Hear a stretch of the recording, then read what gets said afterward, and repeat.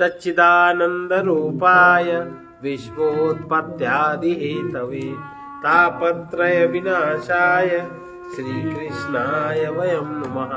चैतन्यं शाश्वतं शान्तं व्योमातीतं निरञ्जनं नादबिन्दुकलातीतं तस्मै श्रीगुरुवे नमः। सर्वरूपमयी देवी सर्वं देवीमयं जगत् अतोऽहं विश्वरूपां तां नमामि परमेश्वरी। हम लोग पढ़ रहे हैं नाटक पंचदशी का नाटक दीप नामक अध्याय, उसका 20वां श्लोक है। इसका हेडिंग है साक्षी की व्यापकता। साक्षी व्यापक किस प्रकार? न बाह्यो नान्तरः साक्षी न बाह्यो नान्तरः साक्षी बुद्धेर्देशौ हि तावुभौ बुद्धेर्देशौ हि तावुभौ बुद्ध्याद्यशेष संसातौ बुद्ध्याद्यदेशेष संतासौ यत्र भास्यस्ति तत्र सः यत्र भास्यस्ति तत्र सः। साक्षी न बाहर है न अंदर। वो दोनों देश बाहर और अंदर, ये दोनों देश बुद्धि की कल्पना है। बुद्धि आदि सब शांत हो जाने पर, जब बुद्धि आदि सब शांत हो जाता है तब वहां साक्षी भाषित होता है। वही वो है। बुद्धि आदि की वृत्ति जब शांत हो गई सुषुप्ति अवस्था में साक्षी तब भी रहता है। तब वो जो भाषित होता है वही उसका स्थान है। साक्षी निरुपाधिक रूप में आत्मा है और वो सर्वव्यापी है। व्यापक होने का ये अर्थ नहीं कि देश और स्थान अपनी सत्ता से पहले बीते, कि देश से स्थान पहले बना साक्षी बना, ऐसा नहीं। साक्षी में ही देश स्थान की कल्पना हुई और फिर उसमें आत्मा व्याप्त है। वस्तुतः किसी स्थान विशेष में साक्षी नहीं है, इसलिए कोई एक विशेष स्थान है कि वही है। ऐसे भगवान है तो कोई मंदिर में ही होगा, कोई ऐसे। साक्षी किसी एक विशेष, सर्वत्र एक समान है और उस एक समान की अनुभूति व्यक्ति के हृदय से शुरू होती है। मनुष्य देह की अभिव्यक्ति जो है उससे साक्षी की अनुभूति शुरू होती है। तो ये इसलिए उसे अंदर या बाहर नहीं कह सकते। देश और काल की कल्पना तो बुद्धि ने की है। साक्षी बुद्धि से भी पहले है। साक्षी वाले आत्मा, और आत्मा और अंतःकरण, आत्मा का जब प्रकाश अंतःकरण में जब पड़ा तब वही चिदाभास हुआ, वही जीव हुआ और वही जीव हम कहता है। उस हम की अभिव्यक्ति बुद्धि में होती है। वो जो हम कहता है उसकी अभिव्यक्ति जहां होती है बुद्धि है, बुद्धि में होती है। और देश, साक्षी देश कालातीत है। धिया सतः पृथकारे धिया सता पृथकारे ब्रूहि व्योम किमात्मकम् ब्रूहि व्योम किमात्मकम्। बुद्धि से विचार कर सत्य से आकाश को, बुद्धि से जब सत तत्व से और आकाश तत्व को जब पृथक करने पर वो कहाँ रह जाता है? जब आकाश पृथक हो जाए और सत पृथक हो जाए तो आकाश की सत्ता नहीं रहती। आकाश फिर नहीं रहता, सत ही रहता है। वही साक्षी है। दूसरे अध्याय में इसका विचार आया है, उसे फिर से दिखना चाहिए। क्या कह रहे हैं? जब अहंकार, बुद्धि, मन, इंद्रियां आदि अपने कार्य बंद कर शांत हो जाते तो बाहर भीतर का भेद बताने वाला देश भी नहीं रहता, देश भी नहीं रहता। उसी समय साक्षी अद्वितीय रूप में स्वतः प्रकाशित होता है। जहां कुछ नहीं, किसी की कोई अन्य प्रकृति संबंधी किसी तत्व की सत्ता नहीं है, वहां साक्षी स्वतः प्रकाशित रहता है। और वो जहां कहीं भी है, साक्षी जहां कहीं भी है, जहां वो है वही उसका देश है। इसके अलावा उसका अन्य देश नहीं है। देशा कोऽपि न भासेत देशा कोऽपि न भासेत यदि तर्ह्यस्त्वदेशभाक् यदि तर्ह्यस्त्वदेशभाक् सर्वदेश प्रकृत्यैव सर्वगतं न तु स्वतः सर्वगतं न तु स्वतः। यदि कहो कि वहां कोई देश भाषित नहीं होता तो देश तो बुद्धि के बाद की कल्पना है, तो वहां तो कोई देश कैसे भाषित होगा? और तो उसे निश्चय ही देश रहित समझना चाहिए। सर्वदेश की कल्पना से ही साक्षी की, जहाँ सर्वदेश की कल्पना बुद्धि ने करी, साक्षी भी वही प्रकट हो गया।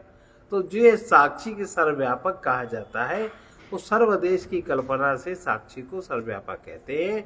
यह स्वतः सर्वगत नहीं है, ये जो है बस है, जहाँ है बस है।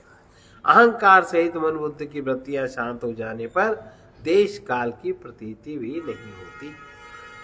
इस अवस्था का प्रकाशक साक्षी मात्र शेष रहता है। ऐसी स्थिति में साक्षी किसी देश काल में न रहकर स्वतंत्र रूप से अपनी सत्ता से विद्यमान रहता है। इसी को अधिष्ठान पाकर बुद्धि उत्पन्न होती है और बुद्धि ही देश की कल्पना करती है। उसकी अपेक्षा से साक्षी सर्वव्यापक कहलाता है। उसकी सर्वव्यापकता यथार्थ नहीं है। शास्त्रों में जहाँ कहीं उसे व्यापक कहा गया है, वो जगत की अपेक्षा से कहा गया है, अन्यथा वो जैसा है वैसा ही है, उसका किसी स्थान से कोई संबंध नहीं है। अंतर बहिर्वा सर्वम वायम देशम परिकल्पयेत्, वायम देशम परिकल्पयेत्।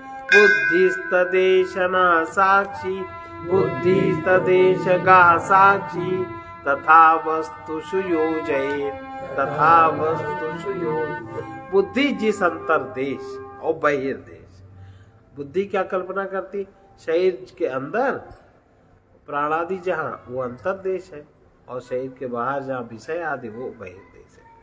बुद्धि जिस अंतर्देश बहिर्देश अथवा सर्वदेश की कल्पना करती है, साक्षी बुद्धि जो भी कल्पना करती है, साक्षी उसी में व्यापक है। उसकी सारी कल्पना का चलन साक्षी में ही है, चैतन्य में ही तो है। जो कुछ भी करोगे सब आकाश में ही तो करोगे। इसीलिए कुछ भी देश काल की कल्पना होगी सब आकाश में होगी तो साक्षी में होगी। वही व्यवस्था वस्तुओं के साथ भी है। साक्षी की व्यापकता वास्तविक नहीं है। बुद्धि अंतर्देश की कल्पना करती है तो साक्षी बुद्धि को प्रकाशित करता है और वो अंतर्देश में स्थित हो जाता है। जब बुद्धि बाह्य देश की कल्पना करती है तो उस बुद्धि को प्रकाशित करता हुआ साक्षी बाह्य देश में भी माना जाता है। यदि बुद्धि समस्त देश की कल्पना करती है तो साक्षी उसे भी प्रकाशित करता है और समस्त देश में व्याप्त समझा जाता है। इसी प्रकार यदि बुद्धि घट आदि किसी वस्तु की कल्पना करती है तो साक्षी उसे प्रकाशित करता हुआ उस वस्तु में स्थित होता है। जो कुछ भी कल्पना है, बुद्धि जो जो कल्पना करती, क्योंकि बुद्धि को साक्षी प्रकाशित करता है तो उस कल्पना में वो अनुस्यूत रहता है। जैसे साक्षी की व्यापकता अवास्तविक है, वैसे ही उसका साक्षित्व भी काल्पनिक है, क्योंकि कल्पना से बना और उसमें तो कल्पना तो काम करेगी। बुद्धि जो भी कल्पना करती है उसे साक्षी प्रकाशित करता है, इसलिए वो साक्षी कहलाता है। यदि प्रकाश कुछ न हो तो साक्षित्व भी नहीं है। सामने अगर कोई पदार्थ है, कल्पना नहीं है, तो वहां साक्षी भी नहीं है। वहां जो तत्व है वो आत्मा है, क्योंकि वो पदार्थ के अपेक्षा से साक्षी उसका नाम है। और जहां कुछ है ही नहीं तो वहां उसको आत्मा माने जो सर्वव्यापक तत्व है उस आत्मा कहते हैं। यद्यद्रूपादि कल्पयेत, यद्रूपादि कल्पयेत, बुद्ध्या तत्तत् प्रकाशयन्, बुद्ध्या तत्तत् प्रकाशयन्, तस्य तस्य भवेत् साक्षी, तस्य तस्य भवेत् साक्षी, स्वतो वाग् बुद्ध्य गोचरा, स्वतो वाग् बुद्ध्य गोचरा। बुद्धि जिस जिस रूप आदि की कल्पना करती है उसे उसे प्रकाशित करते हुए, बुद्धि जो जो भी कल्पना करती है उस सबको साक्षी प्रकाशित करते हुए आत्मा ही साक्षी कहलाता है। वो स्वतः तो वाणी और बुद्धि के अगोचर है, उसको वाणी और बुद्धि से नहीं समझा जा सकता। शब्द आदि विषयों की और आकाश आदि भूतों की कल्पना बुद्धि करती है। शब्द आदि की कल्पना, आकाश आदि की कल्पना, पंचभूतों की कल्पना सब बुद्धि करती है, तो इसको सबको साक्षी प्रकाशित करती है। चेतन आत्मा उसे प्रकाशित करती है। वो स्वतः तो वाणी और बुद्धि के अगोचर है। शब्द आदि विषयों की, आकाश आदि भूतों की कल्पना बुद्धि करती, चेतन आत्मा उसे प्रकाशित करता है। इस अवस्था में चेतन आत्मा को साक्षी कहा जाता है। किंतु जैसे शब्द आदि बुद्धि की कल्पना है, वास्तविक नहीं है, शब्द आदि कल्पना ही तो है, मिथ्या ही तो है, वास्तविक नहीं है, वैसे ही आत्मा का साक्षी, तो आत्मा जो उसका साक्षी है, साक्षित्व भी उसका उसी तरह काल्पनिक है। उसके साक्षित्व की उपाधि कल्पित समझकर हटा देने से, जब साक्षित्व की उपाधि आत्मा की हुई, तो जब पदार्थ नहीं है, साक्षित्व तो नहीं है, तो हटा देने से शुद्ध आत्मा ही शेष रहता है। बुद्धि आत्मा को साक्षी रूप में भले ही कुछ समझ ले, किंतु साक्षित्व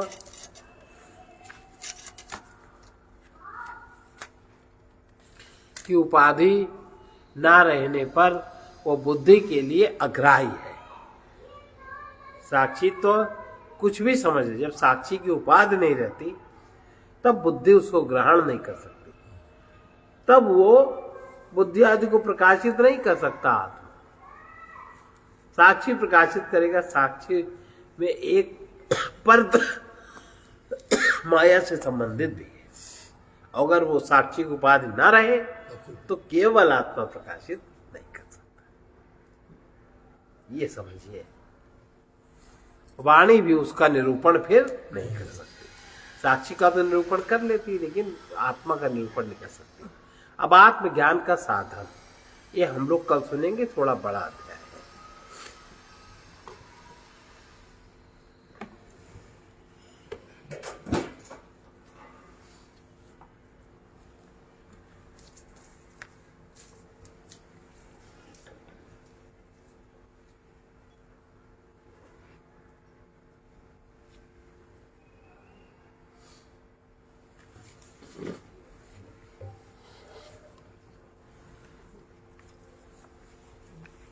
प्रभु तुम्ही को अपना पाए, प्रभु तुम्ही को अपना पाए, सदा तुम्हारे ही गुण गाए, सदा तुम्हारे ही गुण गाए, तुम्ही को अपना पाए, तुम्ही को अपना पाए। मान रहे थे जिसको अपना, मान रहे थे जिसको अपना, अब जाना वो है सब सपना, अब जाना वो है सब सपना।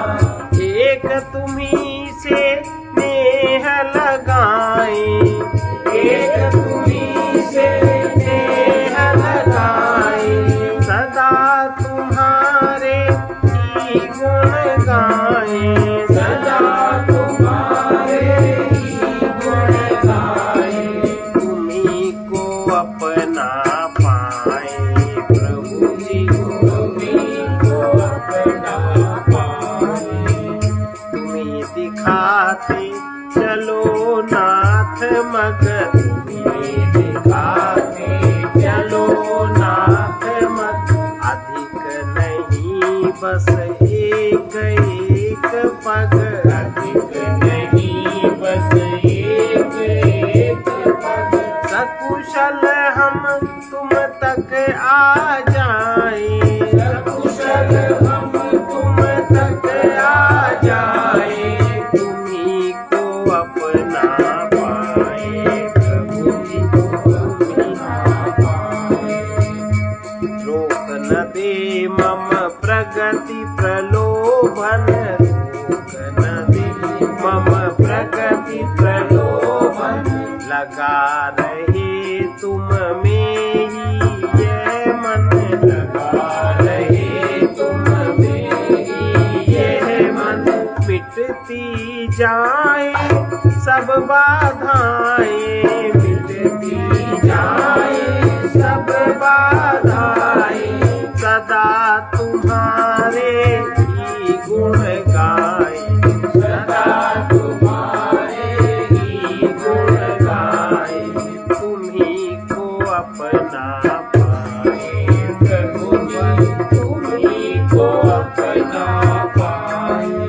इस प्रकार प्रकार से मेरा हित हो, जिस प्रकार से मेरा हित हो, वही करो जो तुम्हें उचित हो, वही करो जो तुम्हें उचित हो।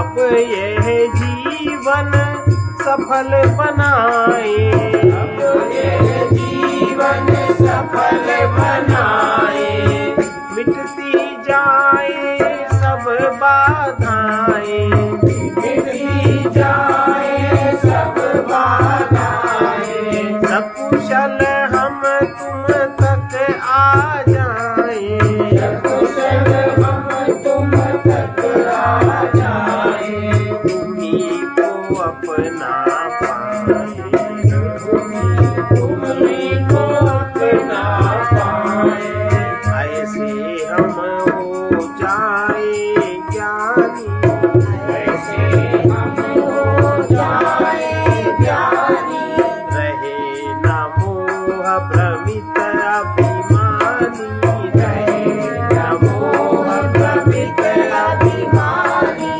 हम माया में मन न फंसाए, हम माया में मन न फंसाए, एक तुम्ही से नेह लगाए, एक तुम्ही से देर लगाए, सदा तुम्हारे ही गुण गाए, सदा तुम्हारे ही गुण गाए, तुम्ही को अपना पाए, तुम्ही को अपना पाए, तुम्ही को अपना पाए, अहंकार यह तुम में खो कर,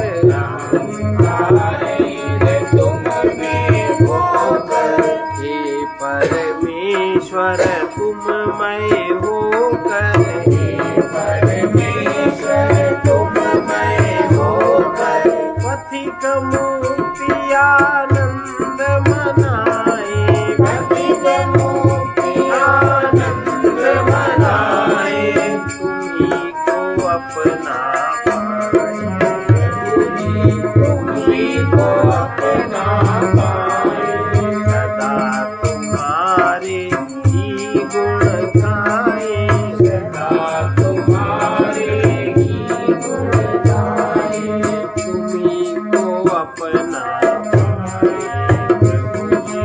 तुम्ही को अपना पाए। हमारा वही है जो हमें कभी त्याग नहीं करता, और हम उसी के हैं जिसे हम कभी छोड़ नहीं सकते, जो अज्ञात रहकर भी अचानक मुझे आपत्ति से बचा लेते हैं।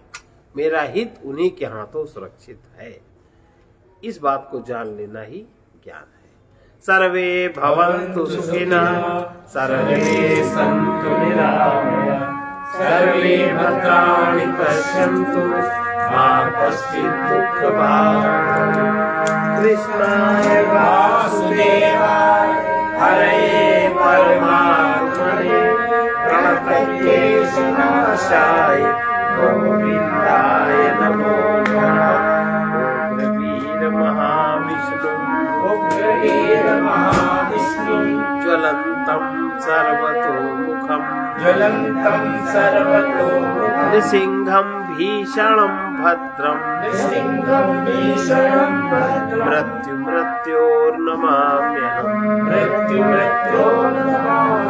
ॐ ह्रौं जूं सः ॐ ह्रौं जूं सः ॐ भूर्भुवः स्वः ॐ भूर्भुवः स्वः ॐ त्र्यम्बकं यजामहे ॐ त्र्यम्बकं यजामहे सुगन्धिं पुष्टिवर्धनम् सुगन्धिं पुष्टिवर्धनम् उर्वारुकमिव बन्धनात् उर्वारुकमिव बन्धनात् मृत्योर्मुक्षीयमामृतात् ॐ स्वः ॐ भुवः भूः सः जूं असतो मा सद्गमय तमसो मा ज्योतिर्गमय आ ब्रह्मण ब्राह्मणो ब्रह्मवर्चसी जायता आ राष्ट्रे राजन्यः शूद्रैः सव्योतिर्व्याधि महारथो जायता दुःखीदेनुर्मोढा नड्वानासु सप्तिः पुरन्दिरयोषा जिष्णुरतिष्ठा सभेयो युवास्य यजमानस्य वीरो जायताम् निकामे निकामे न पर्जन्यो वर्षतु फलवत्यो नौषधया पच्यन्ताम् योगक्षेमो न कल्पताम्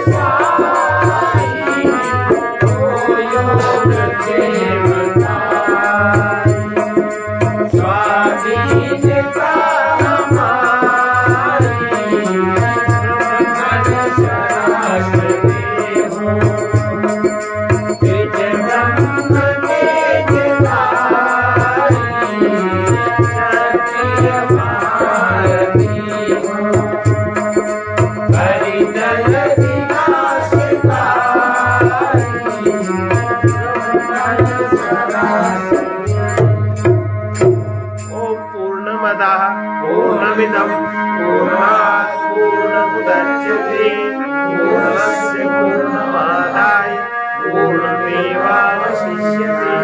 ओम शांति।